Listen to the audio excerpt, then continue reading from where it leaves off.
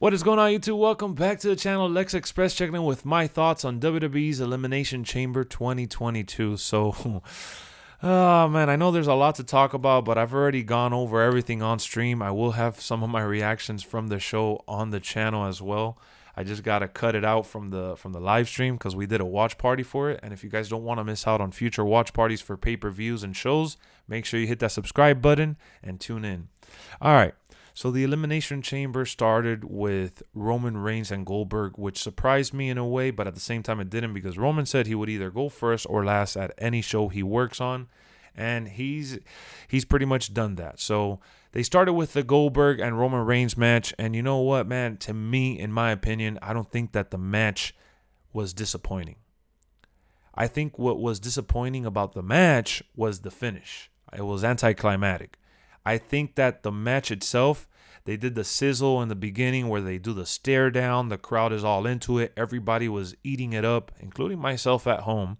And then they go, toe to toe. They end up taking the match outside the ring a little bit. It was extended with that. And they go back into the ring, and Goldberg is getting hit with this and that. They reverse each other a couple times. Goldberg then hits Roman with the spear, and he tries to go for the pin. Obviously, Roman is too big for that. So whatever. 2 spears and a couple moves later, Roman locks in the guillotine. And even though I understand that in MMA that's a deadly move, right? I understand that. We all know that wrestling is obviously scripted. So when you go from having action to boom, you're locked in and you lose, not only does it stun people, but it feels anticlimactic, and I feel like that's what ruined the vibe of the match. Because if you've seen Goldberg and you saw his streak in WCW, Goldberg didn't have the most craziest matches. Like, people are like, Goldberg sucks now that he's old and this and that. He can't do this or that. Yes, he can't lift people how he used to, but the guy still looks in great shape, and he still works his ass off to go get in that ring. And I understand that we shouldn't be patting him on the back for that, because whatever. Why do they keep bringing him back? I agree with you guys. I don't think Goldberg should be put in any title match. I think Goldberg needs to come back just for story purposes. He is a great character to have around. And obviously the crowd in the arena always chants Goldberg. Everyone was on their feet at Saudi Arabia for him. So that's why WWE continues to bring him back, especially in a show like this in Saudi Arabia, where they've seen Goldberg already a couple times, especially the botch match with Undertaker and things like that. But, they haven't been watching Goldberg live, for a long time. They've been watching Oldberg, if you will, So bringing Goldberg back is more like a nostalgia treatment. And, a lot of people feel like they're over it at this point in time. They don't want Goldberg featured at all. And I get that. But don't bash the match and say that Goldberg's match sucked, or that his matches as old Goldberg suck, when his matches at an early age when he was young were pretty much the same. All right, so we got the Roman Reigns match out the way. The women's Elimination Chamber I thought was fun. I tuned in and out of that one because I was doing other things, but boy, was it fun to watch. It was exciting. It had a lot of high spots, a lot of key moments. I honestly didn't know who was going to win that one, and they pulled out with Bianca Belair. Awesome. Well-deserved. Hopefully she gets her redemption at Becky Lynch at WrestleMania. Even if she doesn't win, I hope they have more than just a 30-second match. So, good match for the women there. That was the match of the night for a long time. The whole Ronda Rousey tag team match with the arm tied behind her back, that was just a little gimmick match. It was kind of a filler. It was whatever to me. Another match worth highlighting was Lita versus Becky Lynch. I thought they put on a good show. But again, I didn't agree with that ending. I felt like it was anticlimactic.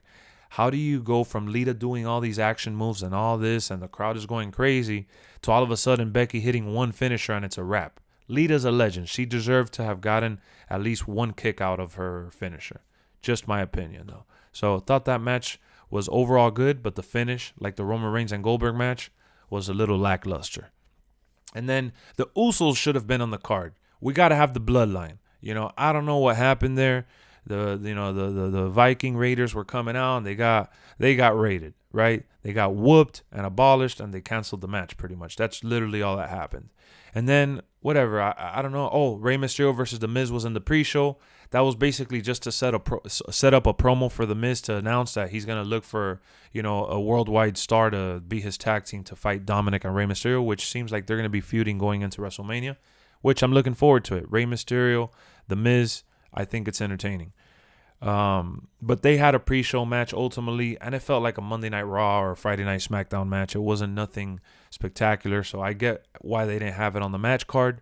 But I thought that Rey Mysterio deserved that match card treatment, regardless of the fact having him in the pre-show was a travesty in my eyes.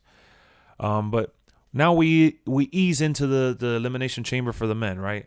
I hope I didn't miss out on anything else, but either way, the men's Elimination Chamber, man. The match was crazy exciting from start up until the point Brock Lesnar came in. It wasn't as exciting because it was a one-way street. That man just went haywire and dismantled everybody. I was shocked. I can't wait to clip that and put it on the channel for you guys. But I was shocked that Brock Lesnar came in and literally destroyed every single person in his path. I knew Brock Lesnar had to win the match because we've heard the rumors about the title versus title, and they want to really build up that Roman and Brock match at Mania, but I didn't think he was going to win like this.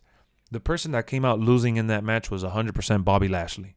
Bobby Lashley was injured since Royal Rumble. He was nursing an injury. He needs surgery, so they wrote him out by getting a concussion and saying that, he needs to get treated for it.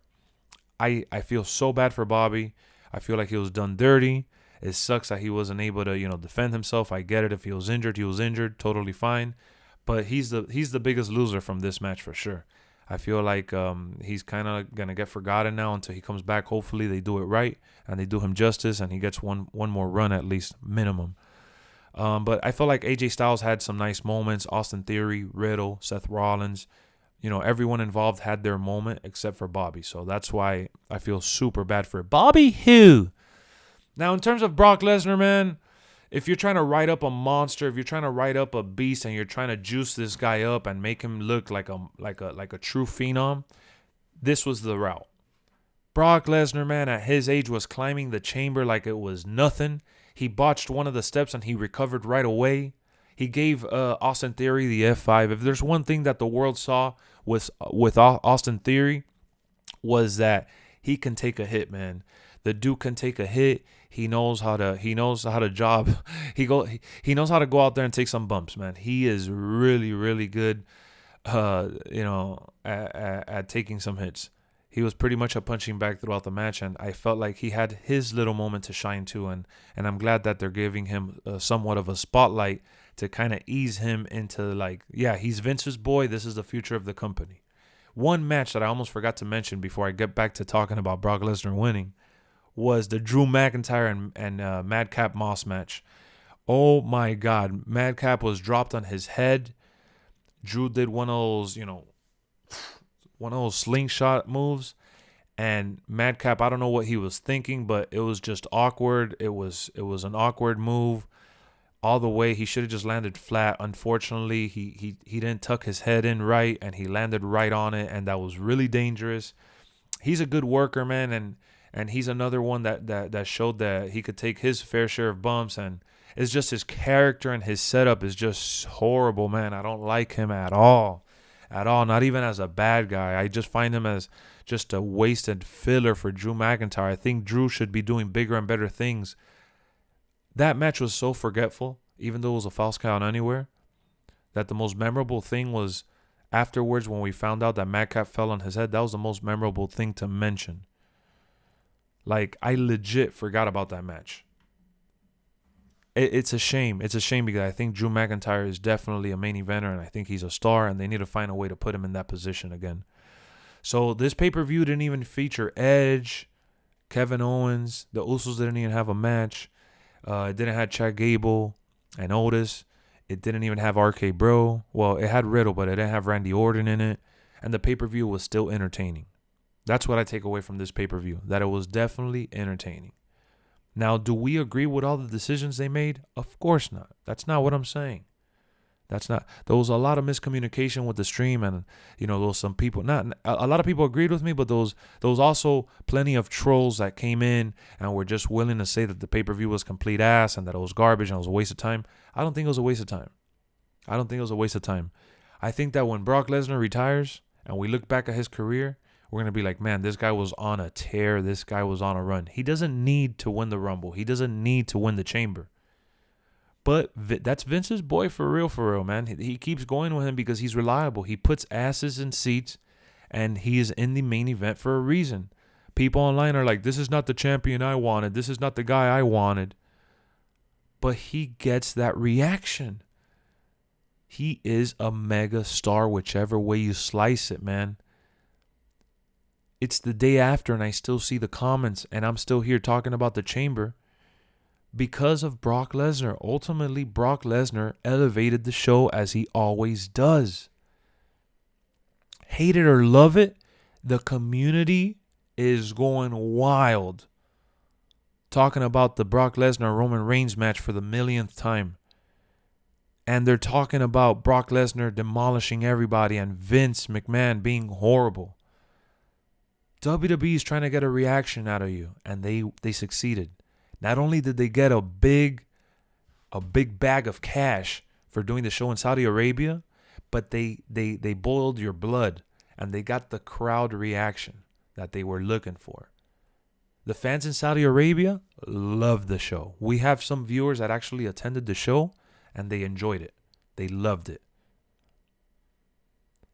And if people in the arena loved it and Twitter and social media exploded with all the hate and all the hype, then WWE succeeded. They got you to talk about their product.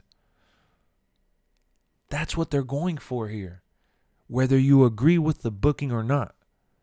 And that's what I'm realizing here. I'm like, man, ultimately, the show got the emotions out of me. We didn't sit there on stream like this. We weren't bored. I didn't get up to go take a piss. I literally sat there and had my eye glued to the TV and I was screaming and cheering and booing and all sorts of shit. They got you to react. You're watching this at home, whether it was on your TV, on your tablet, on your console, on your phone. It doesn't matter. Wherever you were watching it, they got you to go into the comment section on social media and trash and bash the decision and trash and bash Brock Lesnar dominating. They got you to react. They won. You know how trolls goes in, how people go around trolling and trolls go into chats trying to get a reaction out of people? That's what WWE did. We knew Brock was going to win today. We didn't know how, but we knew he was going to win. He ends up demolishing everyone, and even though we expected it, we still reacted to it. Call Vince a demented, crazy maniac. Say what you want about the locker room losing faith in Vince. But at the end of the day, he got you to react. And it's okay, man. Every time they do a show in Saudi Arabia and every time WrestleMania season comes around, the locker room gets pissed off because WWE continuously brings people back for nostalgia. That's just the way it is. A lot of people in the business behind the scenes get really, really worked up because these stars and legends are taking away their slots. But guess what? Brock Lesnar causes chaos online every time he wins something, especially when it's for the title. WWE won today, guys. So, in conclusion, the show was entertaining. I didn't agree with a lot of the shit that they ended up doing, but it served its purpose. I had fun. It was exciting to watch. And it is what it is. Brock Lesnar will be Brock Lesnar. Just like Goldberg will always be Goldberg. That's all I got for you guys. I hope you enjoyed this little review. We'll talk about it and discuss it on stream again because I know a lot of people are going to continue to talk about Brock Lesnar winning. It's understandable. And that's what they were going for. WWE succeeded. They got the money. They got the reaction, and we're the ones at home crying about it, like basement dwellers. Because that's just what people that are not fans of wrestling, of pro wrestling, they look at us like freaking 40-year-old virgins. They look at us like basement dwellers. They look at us like losers. And sometimes the wrestling community makes me feel that way. Because in a funny way, not in a bad way, not in a negative way. Don't take it in a negative fashion. It's not literal, okay? It's a joke. But sometimes I feel that way because, my God, they got the reaction out of us. We got suckered, guys. I'll see you on the next one, man. Thank you for tuning in. Peace.